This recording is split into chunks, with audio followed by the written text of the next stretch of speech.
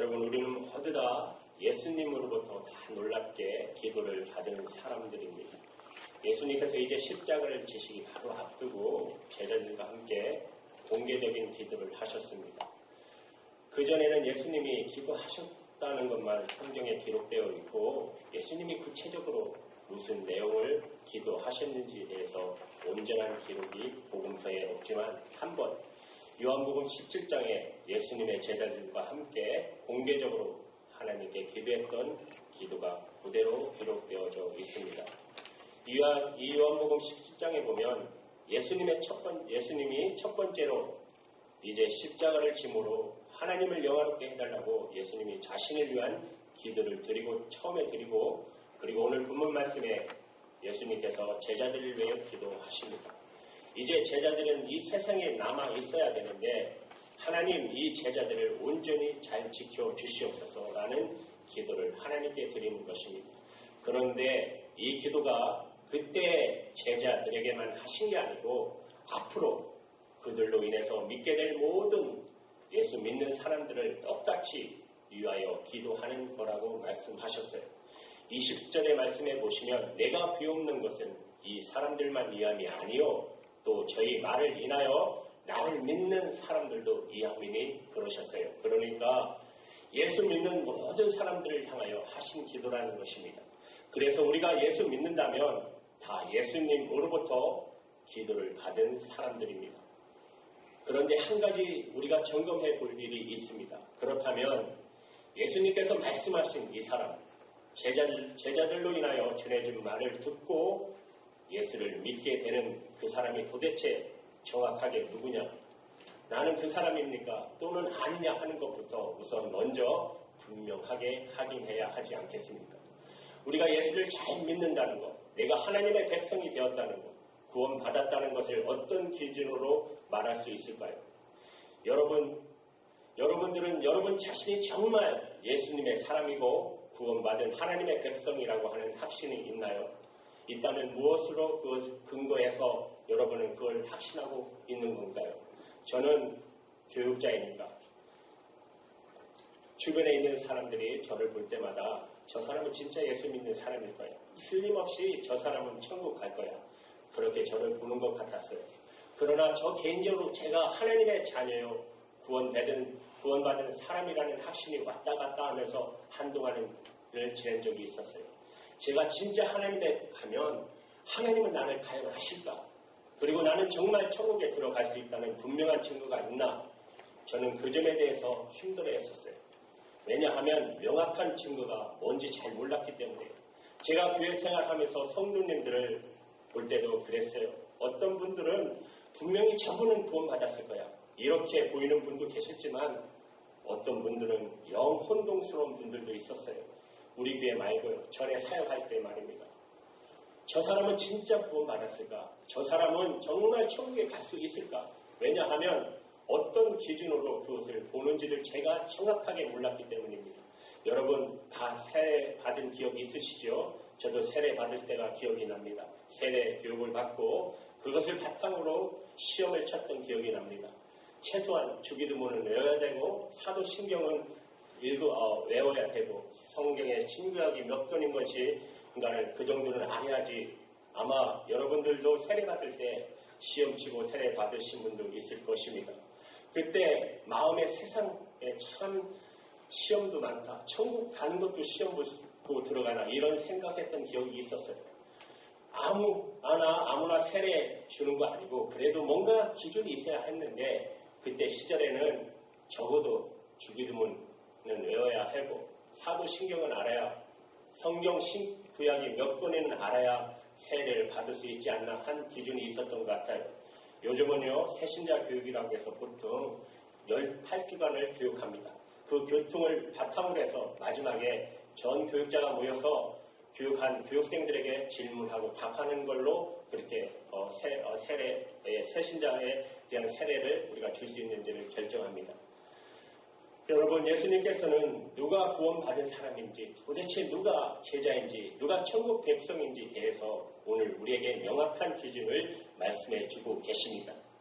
예수님의 기준은 하나님의 말씀을 받아들이는 사람이라는 것이에요. 오늘 6절 말씀에 보시면 죄는 아버지의 것이었는데 내게 주셨으며 저희는 아버지의 말씀을 지켰나이다. 하나님의 말씀을 들을 때 구원받은 사람은 말씀을 받아들이고 그 말씀을 지킨다는 것이에요. 8절의 말씀에 보시면 또 나는 아버지께 내게 주신 말씀들을 저에게 주었사오며 저희는 이것을 받고 내가 아버지께로부터 나온 줄을 참으로 아오며 아버지께서 나를 보내신 일도 믿었사옵나이다. 그러니까 구원받은 사람인지 정말 예수님의 사람인지 말씀에 대한 반응을 보면 그 차이가 난다는 거예요. 하나님의 말씀을 받아들이고 그 말씀을 알고 그 말씀을 믿었다는 것이죠. 제가 구원받은 사람인지 누군가 대해서 힘들어할 때 하나님께서 제게 성경 말씀을 통해서 그 기준을 명확하게 해주셨던 것이 있었어요. 고린도후서 13장 5절의 말씀을 보시면 예수 그리스도께서 너희 안에 계신지를 너희가 스스로 알지 못하느냐. 구원받은 사람은 예수 그리스도께서 그 사람 안에 계신다는 것이죠. 예수 그리스도께서 어떻게 내 안에 계실 수 있을까? 성경을 다시 한번 자세히 읽어보면 성령으로 내 안에 오신다는 것입니다. 성부 하나님, 성자 예수님, 성령 하나님은 한 분이십니다. 그러나 그 역사는 달라요. 우리 안에 들어오실 수 있는 분은 그 하나님은 성령 하나님이십니다. 그래서 예수님께서 우리 안에 계시다고 말하는 것은 성령님이 우리 안에 계심으로 인하여 깨닫게 된다는 것이죠. 그런데 성령님이 우리 안에 계시면 어떤 일이 벌어지냐? 성경 말씀을 보시면 7가지의 변화가 일어나게 돼요. 아주 너무나 분명한 변화가 일어나는데 우리의 육신적인 눈으로 볼 때는 이 변화가 뚜렷하게 들어지지 않아요. 그러나 우리의 영적인 눈을 뜨고 보면 사람이 완전히 바뀌었다는 것을 알게 됩니다. 성령님이 오시게 되면 사람은 완전히 바뀌어 버려요. 성령이 우리 안에 들어오시는 가장 첫 번째 증거는 예수님을 주라고 고백하는데 고린도전서 12장 3절에 성령으로 아니하고는 누구든지 예수를 주라고 할 수 없느니라. 예수님이 주님이다. 이런 고백이 내 마음 중심, 진심으로 나오게 되어 있다는 것이죠. 여러분 두 번째 증거는요. 로마서 8장 15절 16절에 이렇게 말씀하세요. 성령이 친히 우리 영으로 더불어 우리가 하나님의 자녀인 것을 증거하시나니 15절 하반절에 아버지라고 부르짖느니라. 하나님을 아버지라고 부르게 된다는 것이에요. 세 번째 증거는요. 고린도전서 2장 12절 말씀에 하나님께서 온 영을 받았으니 이는 우리로 하여금 하나님께 우리에게 은혜로 주신 것들을 알게 하려 하심이니라. 하나님이 은혜를 주실 때 그 은혜를 느끼고 깨닫게 된다는 것이에요. 아무나 말씀을 듣고 찬송을 들을 때 은혜를 느끼는 게 아니라는 것이에요. 성령님이 오신 사람만 은혜로 깨닫게 된다는 것이에요. 네 번째 증거는요. 요한일서 4장 12절 13절 말씀에 원수도 용서하고 사랑하는 마음이 일어난다는 것이에요. 성령님께서 그렇게 하신다고 말씀하셨어요. 그리고 다섯 번째 증거는 에베소서 4장 30절 말씀에 하나님의 성령을 근심케 하지 말라. 우리가 하나님의 뜻대로 살지 못하면 내 마음에 고통이 옵니다. 왜요? 성령을 근심하게 했기 때문에요. 우리 안에 성령이 오셨기 때문에 내가 성령님의 기뻐하시는 뜻대로 살지 않으면 성령의 근심을 느껴서 내 마음에 근심이 된다는 것이에요. 여섯 번째 증거. 빌립보서 2장 13절 말씀에 너희 안에 행하시는 이는 하나님이시니 자기의 기쁘신 뜻을 위하여 너희의 소원을 두고 행하게 하시나니. 사랑하는 여러분, 우리 안에 하나님을 기쁘게 하는 일을 하고 싶은 우리 안에 소원이 생긴다는 것입니다. 불신자에게는 결코 그런 일이 일어날 수가 없죠. 누가 시켜서 하는 거 아니잖아요. 하나님을 기쁘게 하는 일을 하고 싶다. 너희 안에 그 거룩한 소원을 주신다는 것이죠. 일곱 번째 증거는요. 마지막으로 마태복음 10장 19절 20절에 우리가 다른 사람에게 복음을 전하려고 할 때 나도 모르게 내 마음새부터 그 증거가 나오게 된다는 것이에요. 19절에 무엇을 말할까 염려하지 말라. 그때 무슨 말할 것을 주시리니 20절에 말하는 이는 너희가 아니라 너희 속에서 말씀하는 자 곧 너희 아버지의 성령이시니라. 여러분 그래서 전도해 보면 그러면 성령님께서 정말 내 안에 계신지 아닌지 알 수 있다는 것입니다. 사랑하는 여러분, 이 말씀을 딱 들었을 때, 내 안에 성령이 계시다. 내 안에 이렇게 성령이 계시다는 것을 저는 강하게 느꼈어요. 나는 주님을 주라고 고백하고, 내 안에 성령이 계셔서 주님의 기쁜 대로 어떻게 했던 주님의 기쁜 대로 살려고 하고, 내게 죄가 들어오면은 그 죄 때문에 괴로웠던 우리의 모습, 여러분 다 그렇게 사셨죠? 정말 예수님이 사람인지, 여러분이 정말 하나님의 백성이 되었는지 여러분 스스로 확인하셨으면 좋겠습니다. 여러분 안에 성령이 계신 증거가 있습니까? 그것을 확인하시기 바라요. 그랬다면 여러분은 저는 주님이 사랑하는 바로 그 사람입니다. 저는 예수님께서 그렇게 사랑하는 자 바로 그 사람입니다. 라고 담대하게 여러분이 고백하십시오. 9절 말씀을 보면 예수님이 택하신 그 사람을 위하여 간절히 기도하셨다고 말씀하셨습니다. 9절에 내가 죄를 위하여 비옵나니 내가 비옵는 것은 세상을 위함이 아니요 내게 주신 자들 바로 예수를 믿는 자들 위함이니, 예수님께서 예수님이 택하신 그 사람, 정말 예수님 믿고 영생을 얻은 사람, 천국 백성 그들을 위하여 간절히 기도하셨어요. 왜냐하면 그들은 16절에 내가 세상에 속하지 아니함 같이 저희도 세상에 속하지 아니하였사옵나이다. 우리가 세상에 살지만 세상에 속한 사람이 아니기 때문에 여러분, 우리는 세상 사람과 피가 완전히 달라요. 제가 너무 자극적인 표현인가요? 아니요. 우리 안에 바로 예수님의 보혈이 흐르기 때문입니다. 우리는 세상 사람과 피가 완전히 달라요. 예수님께서 바로 우리들을 위하여 기도하셨어요. 무슨 기도하셨는지요? 3가지를 기도하셨는데요. 하나는 제자들이 하나 되게 되려고 기도하셨어요.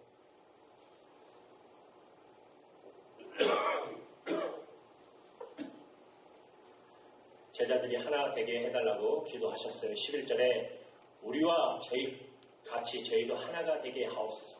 여기 우리와 같이 하는 말은 성부, 성자, 성령 하나님이 한 분이신 것처럼 제자들도 하나가 되게 해달라는 것이죠. 그리고 또 어떤 기도를 하셨어요? 2번째, 기쁨. 어떤 일이 있어도 기쁨을 지켜달라고 기도하십니다. 13절에 죄로 내 기쁨을 죄 안에 충만하게 가지게 하려 하노니, 세상에서 어떤 미움을 받아도 때때로 어떤 어려움을 겪는다 할지라도 기쁨을 잃어버리지 않게 해주십시오. 예수님이 우리를 위해 기도하셨어요. 3번째는 악에 빠지지 않게 해달라고 기도하십니다. 15절에 내가 비옵는 것은 저희를 세상에서 데려가기 위함이 아니요 오직 악에 빠지지 않게 보전하기 위함입니다. 예수님께서 그렇게 기도하셨어요. 우리가 어떤 일이 있어도 하나 되게 하도록, 그리고 기쁨을 잃어버리지 않도록, 그리고 악에서 우리를 구해 주시기 위해 기도하셨어요. 여러분, 예수님의 이름으로 기도해도 다 응답받는데 예수님이 직접 하신 기도 어찌 응답이 안 되겠습니까? 예수님이 그렇게 기도하셨다는 말은 우리에게 반드시 그 일이 이루어진다는 것이죠. 지금 우리가 살아가는 우리 삶이 쉽지 않는 삶이에요. 오늘 정 목사님도 기도하셨지만 얼마나 이 세대가 어렵고 힘듭니까? 이 한 주간을 지나면서도 얼마나 많은 염려와 두려움이 와요. 네팔의 지진을 오고, 칠레의 화산 폭발이 오고, 세계 각국의 전쟁과 테러, 한국의 정치적인 혼돈, 너무나 두려운 소식들이 두렵잖아요. 너무나 우리를 두렵게 하는 소식들이 많지만 여러분, 그보다 분명한 사실은 예수님이 이 중부기도, 예수님이 하신 이 중부기도 아래서 우리가 살아가고 있다는 사실이에요. 우리는 예수님의 이 기도를 받고 살고 있는 사람이라는 사실입니다. 그래서 여러분 담대하셔야 합니다. 여러분 정말 담대하셔야 합니다. 어느 목사님이 초등학교 다니는 아들에게 다윗에 대한 이야기를 해주셨는데, 너 다윗이 얼마나 용감했는지 아니? 다윗은 소년이었지만 하나님을 믿었기 때문에 3m 되는 거인 고릴라라도 전혀 무서워하지 않고 그 다윗이 물맷돌 5개 가지고 그 골리앗을 거꾸로 틀렸어. 너도 다윗처럼 그렇게 용감한 사람이 되어야 돼.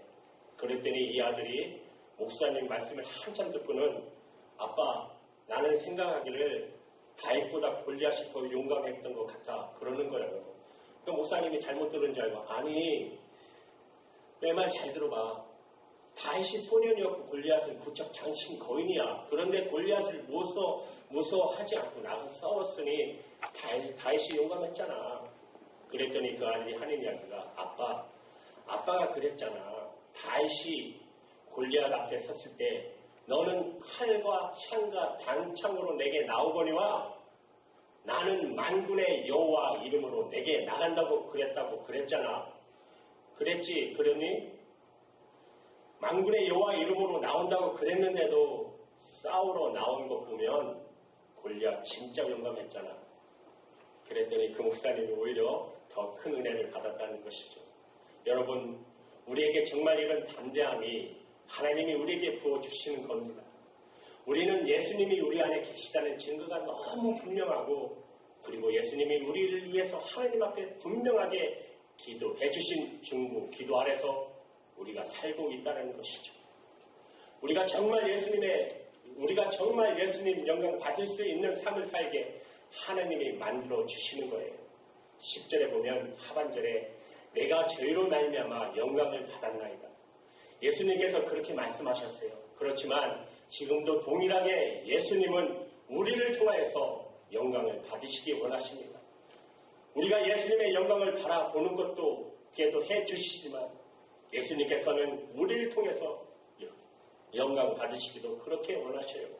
하나님께서 그렇게 해주시는 거예요. 하나님의 자녀라도 인생을 살다 보면 삶이 휘청거릴 정도로 위기를 만나기도 해요. 가정과 교회 안에서 깨어지는 아픔이 있을 수도 있고, 어떤 때는 기쁨이라고는 도무지 찾아볼 수 없는 그런 어려움, 난간과 난간에 우리가 떨어질 때가 있고, 어떤 때는 세상의 제약에 나도 모르게 그만 물들어서 내 영혼이 비참해지는 때를 우리는 만날 때도 있어요. 그렇지만 반드시 하나님께서 우리에게 이 문제를 인해 기도해 주셨어요. 정말 여러분들이 저는 주님이 사랑하는 그 사람입니다. 저 안에 예수님께서 계신 증거가 너무 분명합니다. 여러분, 그렇다면 하나님은 여러분에게 역사하실 것입니다. 예수님의 그 기도를 그대로 여러분들에게 응답해 주실 것입니다. 소중한 사람들이라고 하는 단체를 설립하고 운영하시는 유정옥 사모님, 지금도 서울역에서 매일 아침 1000명에 해당되는 사람들에게 무료 급식을 하시고 150명의 노숙자들 숙소에서 그들을 섬기십니다. 그리고 말기암 환자들을 돕는 일을 하는 유정옥 사모님. 유정옥 사모님이 이렇게 엄청난 사역을 하게 된 배경은 그 남편 되시는, 지금은 목사님이시지만 사업을 크게 하시던 그 남편이 완전히 부도로 망했던 일이 있었습니다. 주 거래처였던 대리점에서 10억 되는 돈을 부도내는 바람에 연쇄적으로 부도가 일어나고 집, 공장 다 날려버리고 인천에 있는 연립주택 지하 창고에 임시 거처를 정하고 살게 됐어요. 너무너무 비참하고 고통스러운 처지에 내몰렸던 남편은 더 이상 살고 싶은 마음, 소망도 없어서 여러 번 죽으려고 할 때 그때는 정말 진짜 절망이었다고. 그러나 그 일로 계기로 그렇게 예수 믿자고 할 때 마음을 열지 않았던 남편이 예수를 믿게 되고 믿어도 뜨겁게 믿게 되므로 유정욱 사모님 하나님께 감사의 기도를 드렸다고 그랬어요. 너무 비참한 처지에도 그가 이제는 슬픔과 탄식의 기도를 바꾸어서 감사의 기도를 드렸다고 그래요. 이렇게 합니다. 주님은 머리 둘 것도 없으셨는데 저에게는 아직 너무 많이 남아 있습니다. 주님이 분을 품고 잠들지 말라고 하셨는데 저는 매일 밤 분을 품었어요. 속옷을 달라는 자에게 겉옷을 벗어주라고 하셨는데 저는 그에게 빼앗긴 돈 때문에 어떻게 다시 빼앗아 오나 매일 그것을 궁리했습니다. 매 시간 부도내고 도망한 사람을 저주하고 미워했습니다.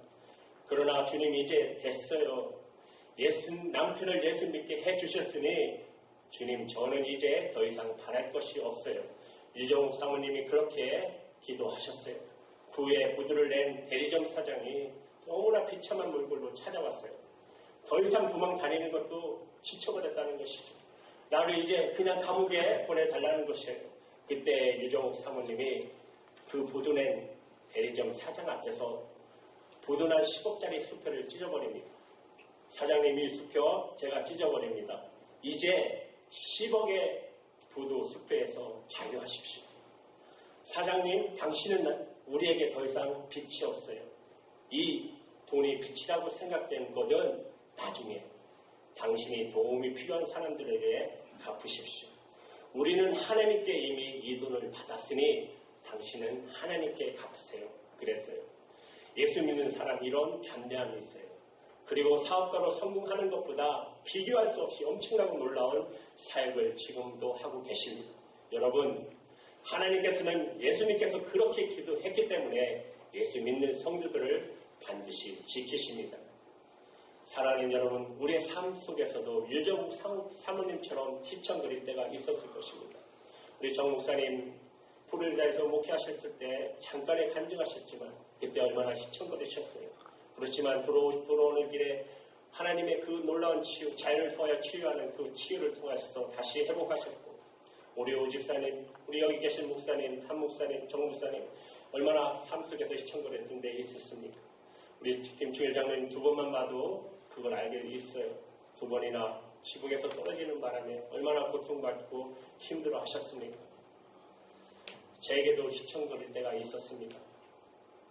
한 번은 이민국 감옥 무고한 죄로 갔어요. 추방할 테니 사인하라고 할 때, 그리고 비즈니스 하는데 갑자기 리스를 안 주고 나가라고 할 때, 그러나 최근에는요, 교육자의 길을 걸으며 과연 내가 목회자의 자격이 있나? 세상에 말하는 스펙도 없고 그보다 더한 것은 강단에서 그렇게 말씀 전하고는 정작 자신은 말씀 전하는 것과 거리가 먼 삶을 살아가는 나 자신을 보면서 정말 네가 목회자야 한탄하고 휘청거려요. 솔직히 그렇게 휘청거릴 때 다시 일어서서 걸을 수 있게 하는 것을 하신 것은 기도하면 그래도 내가 너를 사랑한다. 우리는 조건을 갖고 하나님 사랑하지만 주님은 무조건 사랑, 은혜. 나 자신을 정말할 때 그래도 기도하면 하나님이 나에게 들려주시는 말씀. 네가 그래도 나는 너를 사랑한다. 그 말씀, 그 음성 때문에 이렇게 말씀을 전하는 것입니다. 사랑하는 여러분, 우리가 살아가는 동안에 때때로 가정과 교회 생활에 우리 개인적인 마음의 심령에 우리가 살아가는 이 삶 속에서 휘청거리는 순간이 우리에게도 또 올 수 있습니다. 그러나 두려워할 이유가 없어요. 예수님께서 이미 그런 상황에서 우리를 보존해 주시기 위해 하나님께 기도하셨어요. 예수님이 기도하셨다는 말은 이미 응답이 되었다는 그런 뜻입니다. 여러분, 베드로는 예수님을 3번이나 부인했고 제자들은 예수님이 십자가 질 때 다 도망가 버렸어요. 그러나 그들은 다 돌아왔잖아요. 다시. 그리고 그들은 하나님의 위대한 사도들이 되었습니다. 바로 예수님의 기도 때문입니다. 예수님이 이미 그 제자들을 위해서 이렇게 기도하셨기 때문에 그들은 다 하나님의 위대한 사도가 될 수 있었던 것이에요. 오늘 시간에 우리에게도 똑같이 그렇습니다. 우리가 100번 넘어질 수 있지만 101번 일어나게 되어 있어요. 저와 여러분이 하나님의 것이기 때문입니다. 이제 주님이 우리를 위해서 기도하신 중보기도 요한복음 17장 9절 말씀을 합독하심으로 말씀을 마치려 합니다. 9절 우리 함께 합독할까요? 내가 저희를 위하여 비옵나니 내가 비옵는 것은 세상을 위함이 아니요 내게 주신 자들을 위함입니다. 저희는 아버지의 것이로소이다. 그렇죠. 저와 여러분은 아버지의 것입니다. 예수님이 그렇게 기도하셨고 그 예수님의 중보 기도는 우리의 삶 속에서 날마다 응답하실 것입니다. 그런 아름다운 믿음의 귀한 신앙의 거목들이 다 되시는 저와 여러분들 되기를 예수님의 이름으로 축복합니다. 네, 기도할까요?